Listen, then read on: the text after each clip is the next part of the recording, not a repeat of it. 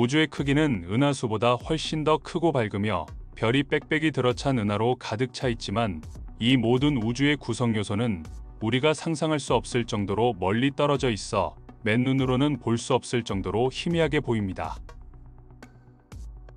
그러나 밤하늘을 올려다보면 맨눈으로도 볼 수 있는 은하가 하나 있는데 그 은하는 우리에게 우주에 대해 자신을 보여줌으로써 많은 것을 알려주려고 하는 것 같습니다. 그 은하는 바로 안드로메다 은하로 은하수의 2배 이상 많은 별들이 모여있는 별들의 광대한 집합지입니다. 오늘 우리는 가장 아름다운 이미지와 복잡한 데이터를 사용하여 이 은하의 과거에서부터 현재까지 그리고 먼 미래까지 여행을 떠날 것입니다. 이것은 우리의 우주 이웃이라고 칭하기에 가까이 하기엔 너무 먼 은하, 안드로메다 은하로의 여행입니다. 안드로메다 은하는 여러 이름으로 알려져 있습니다. 이 이름은 대체로 이 은하에 있는 별자리에서 유래했습니다. 그리스 신화에서 페르세우스의 아내인 페니키아 공주 안드로메다의 이름을 따서 명명되었으며 NGC 224 및 메시에 31로도 알려져 있습니다. 다양한 별 카탈로그에 따르면 안드로메다가 여러 이름으로 등재되어 있습니다. 대부분의 은하와 달리 안드로메다는 북반구의 가을과 겨울밤에 달이 없다면 어두운 하늘에서 맨눈으로도 볼 수 있을 만큼 잘 보이는 은하입니다. 안드로메다는 다른 은하가 존재한다는 것을 알기 훨씬 전에 발견되었지만 오랫동안 은하수로 치기에는 아직 덜 성숙된 성운이라고 잘못 알고 있었습니다. 은하에 대한 가장 이른 언급은 기원후 964년 페르시아 철학자 압둘 라흐만 알수피의 고정별이라는 책에 나오는데 이 책에서는 은하를 흐릿한 얼룩으로 기록하고 있습니다. 하지만 1600년대 초 망원경이 발명되기 시작하면서 사이먼 마리우스가 다시 발견할 때까지는 더 이상 자세히 연구되거나 관측되지는 않았습니다. 1764년 후반에 이 천체는 샤를 메시에의 심층 하늘, 흐릿한 천체 카탈로그의 31번째 항목으로 추가되었는데 여기에는 메시에 자신도 모르는 다른 은하계가 다수 포함되었습니다. 그 세기 후반에 윌리엄 허셜은 안드로메다 중심이 외부와 비교했을 때 붉은 색조를 띠는 것처럼 보인다는 것을 알아챘고 그렇게 세밀한 세부 사항을 관찰할 수 있었기 때문에 그는 안드로메다가 모든 대성운 중 가장 가깝다고 잘못 가정했고 거리가 18,000광년을 넘지 않는다고 추측했습니다. 1845년에 윌리엄 파슨스는 은하계 M51과 M99에서 나선형 구조를 처음으로 식별했고 5년 후에 그는 안드로메다를 이 은하계와 다른 여러 은하계와 함께 소위 나선 성운의 새로운 분류에 추가했으며 은하계 내의 고유한 유형의 기체 구름이라고 추측했습니다. 그러나 모든 사람이 성운 설명에 확신을 하지는 못했습니다. 18세기 철학자 에마누엘 칸트를 시작으로 당시 몇몇 존경받는 지성인들은 이 천체가 사실 자체의 서무주일 수 있다고 제안했습니다. 즉 은하수와 같은 별들의 거대한 집합체이지만 당시 다른 어떤 천체보다 훨씬 더 멀리 위치해 있다는 것입니다. 그러나 당시에는 은하수가 우주 전체를 구성한다고 생각되었고 이 아이디어는 안드로메다의 거리를 현대 천문학자들이 받아들이기에는 너무 광대한 규모로 보였습니다. 1917년 미국 천문학자 헤버 커티스가 안드로메다 내부에서 나오는 노바 현상을 목격할 때까지는 그랬습니다. 이때 일시적으로 빛나는 천체가 주변보다 잠시 더 밝게 빛났습니다. 커티스는 천체의 과거의 관측 사진 자료를 뒤진 후 안드로메다 내부에서 발생하는 다른 노바 현상 11개를 발견했는데 이는 은하수의 다른 어느 곳보다 상당히 많았지만 하늘의 다른 곳에서 관측된 것보다 약 10등급 더 희미해 보였습니다. 바로 이 순간 커티스는 자신이 보고 있는 것이 성운이 아니라 은하수와 같은 훨씬 더 멀고 외딴 별의 식민지일 거라고 믿기 시작했습니다. 이로 인해 커티스는 안드로메다가 약 50만 광년 떨어져 있다고 제안한 에마누엘 칸트의 서무주 가설을 다시 논쟁거리로 만들었습니다. 하지만 이 주장은 많은 과학자, 특히 동료 미국 천문학자 할로우 샤플리에 의해 반박을 당하기 시작했습니다. 샤플리는 이전에 은하수와 그가 전체 우주라고 생각한 것의 지름이 약 30만 광년이라고 측정했습니다. 이는 20세기 과학에서 가장 중요한 사건 중 하나인 1920년대 논쟁으로 절정에 달했습니다. 샤플리와 커티스는 스미소니언 자연사 박물관에서 라이브로 청중 앞에 서서 우주의 본질과 나선 성운에 대해 논의했습니다. 한편 샤플리는 은하수가 전체 우주이며 알려진 모든 나선 천체는 그 안에 있는 자체 유형의 성운일 뿐이라고 주장했습니다. 그는 만약 그것들이 정말로 다른 은하라면 그들의 거리는 수천만 광년 정도여야 한다고 주장했습니다. 많은 현대 천문학자들이 기꺼이 받아들이지 못하는 규모의 도약이었습니다. 반면 커티스는 은하수의 나머지 부분과 비교했을 때 안드로메다 내부의 신성의 과밀도를 강조했습니다. 그는 어떤 유형의 성운도 이러한 신성 탄생 사건이 많은 경우와 일관된 어두움을 설명할 수 없다고 주장했습니다. 그는 또한 안드로메다 나선의 초기 사진 내의 어두운 차선을 지적하면서 은하수의 회피 구역 내에 있는 불투명한 먼지 구름과 유사하다고 언급했습니다.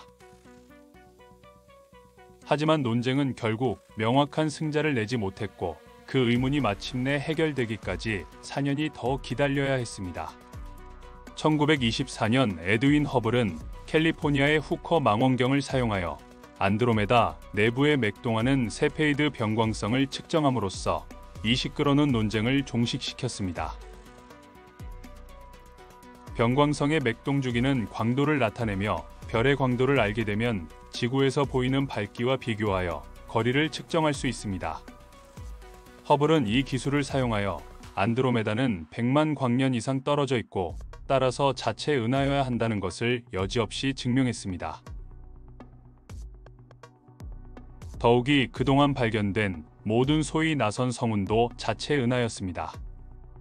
각각은 우리 지역 그룹 넘어 수천만 광년씩 떨어져 있습니다. 우주의 참모습, 무서운 규모가 본색을 드러냈습니다. 수천 개 또는 수백만 개의 은하로 가득 찬 우주는 이전에 가능하다고 생각했던 모든 것을 훨씬 뛰어넘는 규모였습니다. 안드로메다가 별도의 은하라는 것을 깨달은 후 우주에 대한 우리의 이해는 큰 도약을 이루게 되었습니다. 안드로메다는 근접성 덕분에 은하수와 같은 나선 은하를 외부에서 연구할 수 있는 비할 데 없는 모델이 되어 주었습니다. 1950년대 우리는 은하계의 전파 지도를 만들고 있었고 오늘날 나사의 4대 우주 관측소는 모두 안드로메다에서 자외선, 적외선, X선 신호를 정기적으로 조사하고 있습니다. 그리고 우리 이웃을 연구하기 위한 전담 우주선이나 임무는 별도로 없었지만 더 먼 은하계를 조사하기 위해 발사된 망원경이 여러 개 있었고 허블과 같은 망원경은 정기적으로 수십억 광년 떨어진 공허 속의 은하계를 응시하지만 겨우 250만 광년 떨어진 안드로메다 은하는 거의 껌값 정도로 간단한 작업이 되고 말았습니다. 따라서 우리는 안드로메다의 아름답고 세부적이며 놀라운 이미지를 광범위하게 보유하고 있습니다. 과학자들은 별의 모자이크와 내부의 지도를 만들었습니다. 그럼으로써 안드로메다의 경계 내에서 성단, 구름, 중성자별, 블랙홀을 발견했습니다. 그 내부 내용은 우리 은하계와 비슷하지만 은하수보다 훨씬 더 큰 규모입니다. 그러니 더 이상 미루지 말고 안드로메다로 가는 길에 나서면서 이러한 발견에 대해 깊이 파고 들어가 보겠습니다. 안드로메다는 은하수와 같은 막대 나선 은하로 은하핵에 있는 별의 막대 모양이 밀집으로 연결된 먼지와 가스의 외곽 나선 구조 모양으로 구성되어 있습니다. 우리 은하와 이웃 은하의 구조적 유사성은 두 은하가 비슷한 진화 경로를 따랐음을 짐작할 수 있습니다. 안드로메다는 약 100억 년 전에 형성된 것으로 생각되며 그 이후로 다른 은하를 끌어들여 삼키고 합병하며 그 크기를 키워왔습니다. 안드로메다의 뜨거운 과거는 엄청나게 길쭉한 구조로 입증됩니다. 은하의 가시적인 구성 요소는 지름이 약 12만 광년으로 추정되며 은하수와 크게 다르지 않습니다. 그러나 안드로메다의 전체 구조에는 조석 상호작용으로 인해 바깥쪽으로 흩어진 별의 확장된 디스크가 포함되어 있어 은하의 최대 확장 길이는 약 22만 광년입니다. 국부그룹에서 가장 큰 천체인 별의 숫자는 은하수에 있는 별의 추정치보다 훨씬 많으며 안드로메다는 대략 1조 개가 넘는 별들의 고향으로 여겨집니다. 지구와 안드로메다 간의 거리는 여러 가지 방법을 통해 관측되었으며 대부분의 측정치는 약 256만 광년이라는 값에 이릅니다. 이 광대한 여정의 첫 번째 단계는 우리가 은하수 평면 위로 올라갈 때입니다. 별빛이 국부그룹 너머의 은하에 대한 우리의 시야를 가리지 않기 때문입니다. 이 광대한 우주의 진정한 정체를 알리는 그 규모가 드러납니다.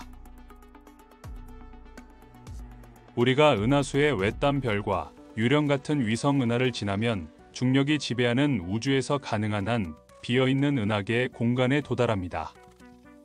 비교를 위해 지구에서 우리가 호흡하는 공기에는 1立方미터당 약 1000조 개의 원자가 들어있습니다.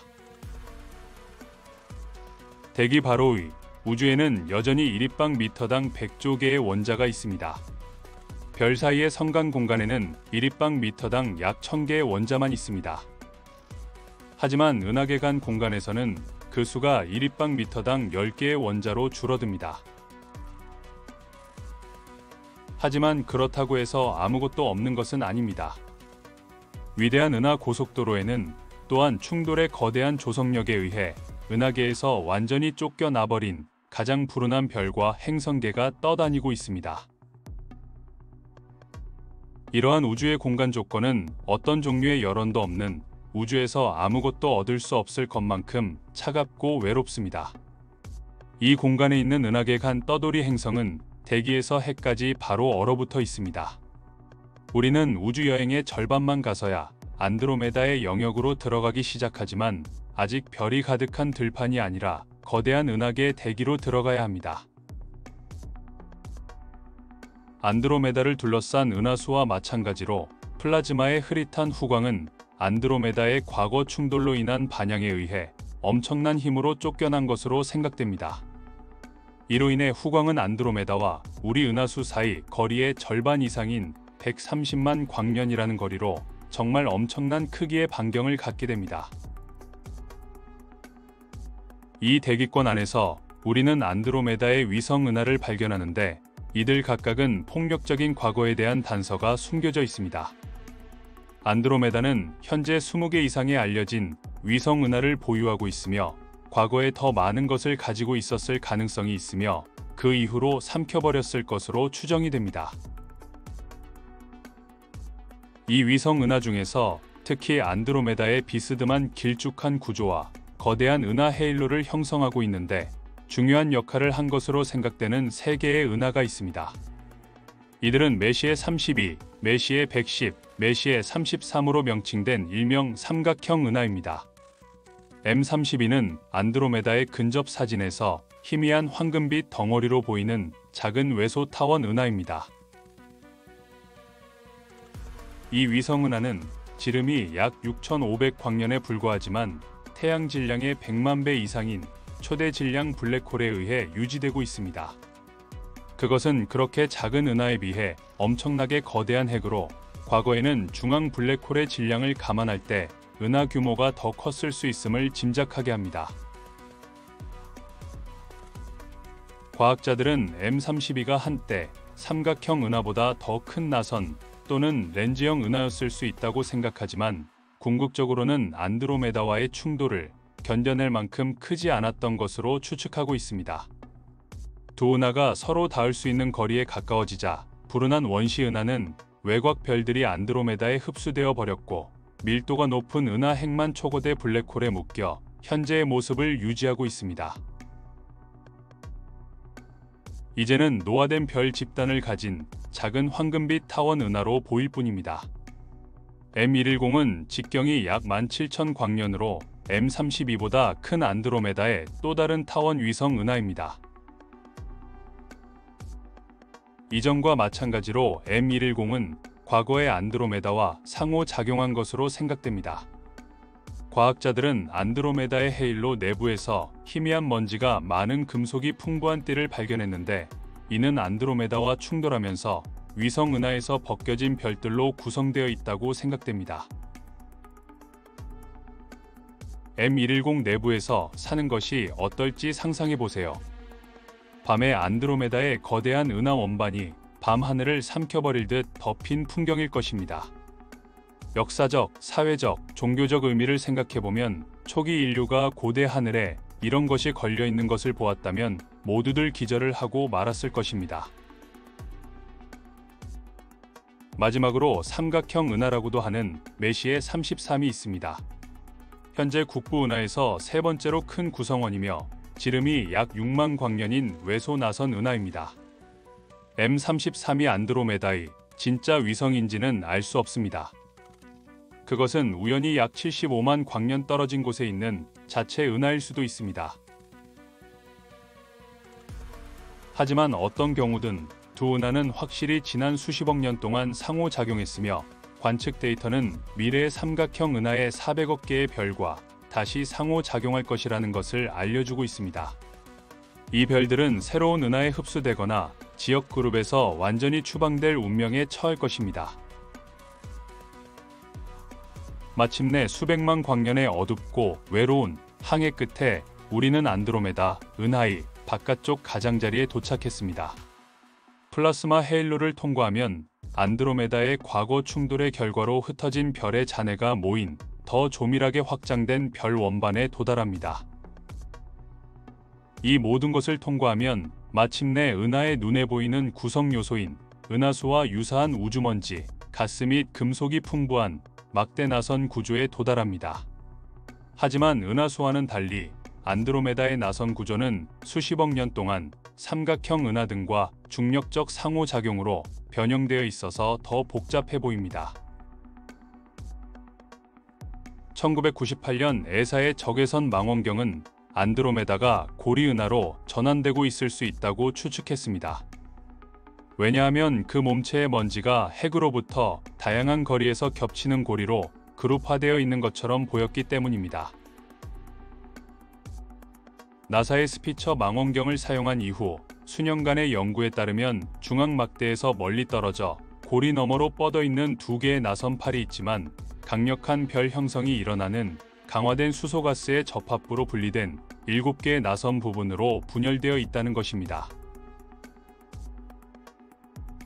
NGC-206은 안드로메다에서 가장 큰 별 형성 구름 중 하나로 남서쪽 나선 82개의 경계에 위치합니다. 직경은 약 4,000 광년입니다. 그것은 전체 지역 그룹에서 이런 종류의 구름 중 가장 큰 구름 중 하나이며, 태양의 수십 배에 달하는 지름을 가진 300개 이상의 밝은 청색 초고성 별성단을 포함합니다.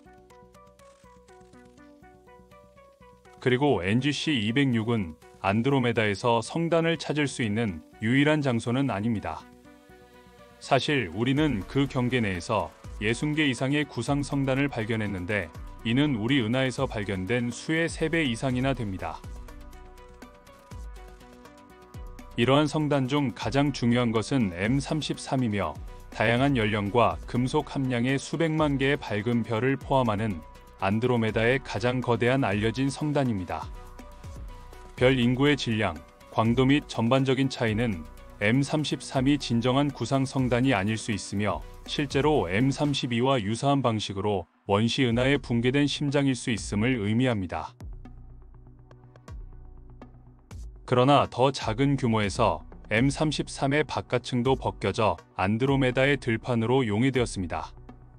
하지만 은하 중심은 태양 질량의 2만 배에 달하는 중간 질량 블랙홀에 의해 묶여 있었습니다. 그래서 지금 살아남은 별들은 은하 주변을 질주하는 블랙홀에 매달려 있습니다. 더 풍부한 과거의 비밀을 숨기고 있는 대체 구상 성단이 나타납니다. 안드로메다의 별 인구는 오래되고 어린 별, 성단, 성운 블랙홀, 그리고 아마도 태양과 같은 별 주변이 생명을 유지하는 세계를 포함하는 은하수와 대체로 일치하는 것으로 보입니다. 불행히도 안드로메다는 우리가 별의 행성계를 정확히 파악할 수 없을 만큼 너무 멀리 떨어져 있습니다. 우리는 우리 은하 내에서도 그렇게 할 수 없습니다. 그러나 확률에도 불구하고 1999년에 과학자들은 안드로메다 내부에서 행성에 대한 간접적인 증거를 발견했다고 생각했습니다. 마이크로 렌즈 현상이 감지되었을 때, 마이크로 렌즈 현상은 행성 질량 물체의 중력에 의해 지구로 향하는 빛나는 광원의 빛이 매우 약간 휘어질 때 발생합니다. PA99N2라는 이름의 안드로메다 기반 마이크로 렌즈 신호에 대한 한 가지 가능한 설명은 적색 거성의 빛이 목성의 6배 질량을 가진 주변 외계 행성에 의해 휘어졌다는 것입니다. 그러나 불행히도 마이크로 렌즈 현상은 종종 예측할 수 없는 우연한 정렬로 인해 발생하므로 이 동일한 신호를 다시 포착하여 추적할 수 있을 가능성은 낮습니다. 그러나 외계 행성의 결과가 아니더라도 안드로메다는 은하수와 마찬가지로 별을 공전하는 수십억 개의 행성의 고향이며 그중 다수는 태양과 비슷하여 지구와 비슷한 세계를 지탱하기에 적합할 것이라고 비교적 확실하게 말할 수 있습니다. 살아있는 별 외에도 안드로메다에서 죽은 별을 발견했습니다. 이웃에서 X선원을 찾는 과정에서 수십 개의 블랙홀 후보와 중성자 별도 발견되었습니다. 안드로메다는 이전 세대의 별이 남긴 이러한 죽은 별 핵으로 가득 차 있을 가능성이 큽니다. 하지만 가장 중요한 블랙홀은 물론 은하의 중심에 있는 블랙홀로 안드로메다의 가장 독특한 특징 중 하나를 발견하는 곳입니다. 그 밀도가 높은 은하 핵은 P1과 P2라는 두 개의 핵이 있는 이중 핵으로 분류되는 두 영역으로 나뉩니다. P1은 더 밝은 물질의 농도이지만 중심에서 벗어나 있습니다. 내부 핵을 공전하는 밝은 별의 담요로 생각됩니다. 반면 덜 밝은 농도인 P2는 중심에 있으며 은하 조수를 구동하는 안드로메다의 초고대 블랙홀을 포함합니다. 블랙홀은 태양 질량의 1억 배 이상으로 추정되며 은하수의 중앙 초거대 블랙홀인 사지타리우스 별보다 훨씬 더 무겁습니다. 사지타리우스 별은 태양 질량의 약 400만 배에 불과합니다. 안드로메다의 다른 많은 특징과 마찬가지로 이러한 불일치의 이유는 과거의 충돌의 결과일 가능성이 큽니다. 안드로메다가 다른 은하를 삼켰기 때문에 이러한 합병으로 인해 중앙 블랙홀에 풍부한 가스와 물질이 보충되었습니다. 따라서 M31의 블랙홀은 수명 동안 사지타리우스 별보다 훨씬 더 많은 질량을 소모했으며 결국 파괴된 복합 은하 핵에 수용된 이 압도적으로 큰 짐승이 탄생했습니다. 안드로메다로 가는 여정은 길고 현재로서는 우리 인간이 통과할 수 없습니다. 우리가 은하수의 중력에서 벗어날 수 있다 하더라도 단 일광년을 여행하는 데 걸리는 시간은 한평생의 시간을 크게 초과할 것입니다. 하지만 안드로메다에 갈 수 없을지 몰라도 결국 갈 필요가 없을 수도 있습니다. 수십억 년 후면 안드로메다가 은하의 이미지를 연구할 때 그때 우리는 없을 테지만 우리 후손에게 다가올 것입니다. 안드로메다의 한 가지 눈에 띄는 측면은 푸른빛입니다. 하지만 이는 은하계의 별빛의 자연스러운 색상으로 인한 결과가 아닙니다. 사실 이는 두 가지 유형의 도플러 편의 중 하나인 블루 시프트라는 현상으로 인해 발생합니다. 도플러 편의는 관찰자를 향해 이동하는 파동이 이를 방출하는 물체의 움직임에 의해 휘어질 때 발생합니다. 구급차와 경찰차 사이렌을 생각해 보세요. 이들은 우리에게 다가올 때와 멀어질 때 소리가 다릅니다. 이는 다가오는 음파가 뭉쳐 있고 뒤따르는 음파는 늘어져 있기 때문입니다. 같은 현상이 공간을 통과하는 빛에도 적용됩니다. 물체가 우리에게서 멀어지면 그 빛은 스펙트럼의 빨간색 끝으로 이동하고 은하계는 적색 편이 됩니다. 우주에 있는 대부분의 은하는 우주의 확장으로 인해 시간이 지남에 따라 멀어지기 때문에 적색 편이 됩니다. 하지만 마찬가지로 공간을 통과하여 우리에게 다가오는 물체는 비파가 압축되어 파란색으로 보입니다. 이것은 안드로메다의 미학적 푸른 색조가 초당 약 110km의 속도로 우리를 향해 달려오고 있음을 나타낸다는 것을 의미합니다. 이유는 우주의 확장이 대부분의 은하를 분리하는 반면 안드로메다와 나머지 국부 은하군은 모두 은하수의 중력에 끌릴 만큼 우리에게 충분히 가깝기 때문입니다. 따라서 앞으로 수십억 년 동안 국부 은하군의 내용물은 하나의 물체로 합쳐질 것입니다. 은하수와 안드로메다가 정면으로 충돌하는 것으로 시작합니다. 앞으로 20억 년 동안 안드로메다는 밤하늘에서 미묘하게 커져서 달과 다른 모든 밤하늘 물체보다 더 크고 밝아 보이는 크기로 커질 것입니다. 거의 30억 년 안에 지구에서 보는 하늘의 상당 부분을 차지할 것입니다. 그 뒤에 있는 우주의 시야를 가리는 우주먼지, 빛, 가스 등을 제치고 먼저 보일 것입니다. 물론 어떤 종류의 기적적인 공학이 없다면 지구는 태양의 진화로 인한 확장으로 인해 오래전에 사람이 살 수 없게 되었을 것입니다. 하지만 태양계에서 더 멀리 있는 것이 이렇게 먼 미래까지 살아남는다면 그들의 하늘은 엉망진창인 비대칭 은하 충돌로 인해 변색되어지고 엄청 밝아질 것입니다. 40억 년 후에 두 은하는 서로 충돌하여 나선 구조를 근본적으로 변형시키고 가스를 우주로 흩뜨릴 것입니다. 최초의 충돌 후 두 은하의 핵은 중심에서 합쳐질 때까지 계속해서 다시 원점으로 돌아올 것입니다. 반복될 때마다 수천억 개의 별이 중력에 의해 물결치며 사방으로 쏟아질 것입니다. 하지만 관련된 별의 엄청난 양에도 불구하고 별 사이의 공간이 별 자체보다 비교할 수 없을 정도로 크기 때문에 실제로 별과 별이 충돌할 가능성은 통계적으로 낮습니다. 그렇긴 하지만 별들은 서로의 범위 내를 지나가면서 정교하게 균형을 이룬 행성계의 궤도에 엄청난 혼란을 일으킬 것입니다. 태양계의 운명은 궁극적으로 합병 중과 합병 후의 위치에 달려 있습니다. 과학자들은 태양의 마지막 안식처를 확인하기 위해 수많은 시뮬레이션을 실행했지만 명확한 결과는 없습니다. 한편 태양계는 상당히 더 멀리 튕겨져 나갈 수 있습니다. 아마도 안드로메다의 경계로 들어가거나 아예 은하계 간 공간으로 밀려날 수도 있습니다.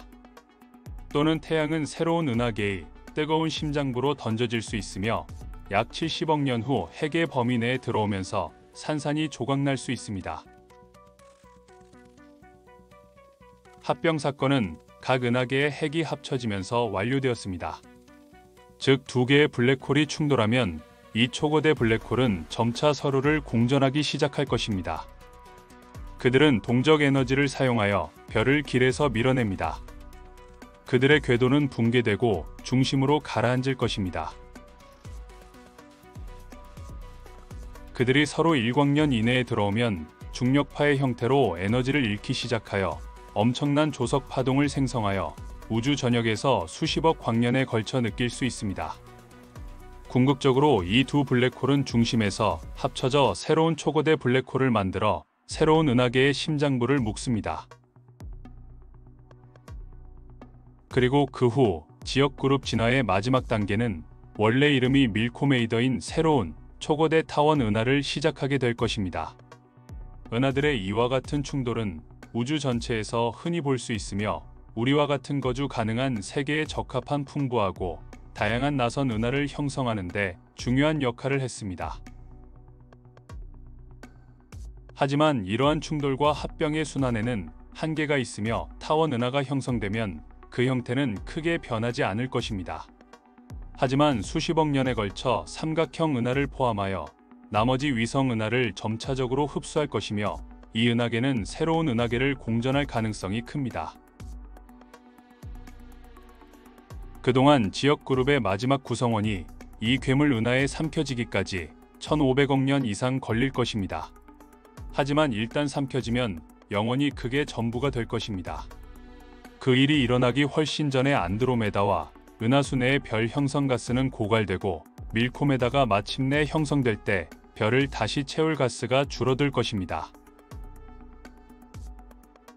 따라서 타원 은하는 활발한 별 형성의 생산적인 스타버스트 단계를 거칠 것으로 예상되지만 이 단계는 다른 타원 은하에서 본 것보다 짧고 덜 생산적일 것입니다. 오래된 별과 함께할 새로운 별이 없습니다.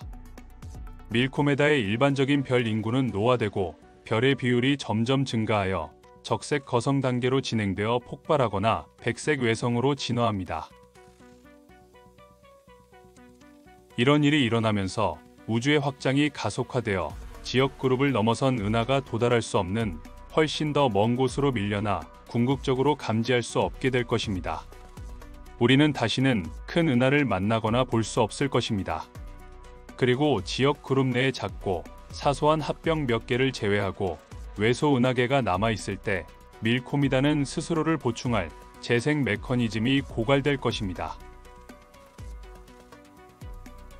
은하는 정체되고 죽기 시작할 것입니다. 사실 수조 년에 걸쳐 매우 느리게 일어날 것이지만 은하계의 별은 결국 불과 5켈빈의 온도로 식어버릴 것입니다. 그 시점에서 별은 더 이상 스스로를 빛낼 만큼 뜨거울 수 없고 생명을 주는 원소를 내부에 가두어 둔 채 딱딱하고 뚫을 수 없는 물질 구체로 얼어붙을 것입니다. 우리 은하는 조금씩 어두워지고 희미해질 것입니다. 그리고 마지막 별이 사라지면 안드로메다와 은하수의 이야기는 끝날 것입니다. 다행히도 인류는 혼란스러운 시작 이후 오랜 시간 동안 그리고 영원한 우울한 결말이 오기 오래전에 이 위대한 은하계 이야기의 한가운데에서 태어났습니다. 안드로메다의 이야기는 알수피, 커티스, 샤플리, 허블이 상상할 수 있는 것보다 은하수와 더 밀접하게 얽혀 있습니다. 그리고 M31이면서 안드로메다로 불리는 은하가 또 다른 은하라는 것을 깨달은 지 불과 100년밖에 되지 않았다는 점을 감안할 때 우리 후손들이 다음 세기에 얼마나 놀라운 우주를 발견할지 상상해 보세요. 오늘 이야기는 여기까지입니다. 다음에 또 만나요. 안녕.